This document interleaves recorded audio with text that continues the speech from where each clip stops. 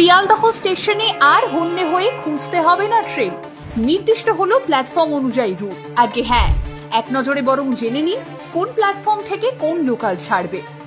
1 নম্বর থেকে 5 নম্বর প্ল্যাটফর্ম কৃষ্ণনগর, গেদে, রানাঘাট, শান্তিপুর, নৈহাটি, কল্যাণী সীমান্ত এবং ব্যারাকপুর লোকাল ছাড়বে। 5 নম্বর থেকে 8 নম্বর প্ল্যাটফর্ম ডানকুনি এবং বারুইপুর লোকাল মিলবে এই প্ল্যাটফর্মে। 6 নম্বর থেকে 10 নম্বর প্ল্যাটফর্ম বনগাঁ, বারাসাত, হাবড়া, দত্তপুকুর, গোবরডাঙ্গা, ঠাকুরনগর, হাসনাবাদ, দমদম ক্যান্টনমেন্ট এবং মধ্যমগ্রাম লোকাল পাওয়া যাবে এই প্ল্যাটফর্মে।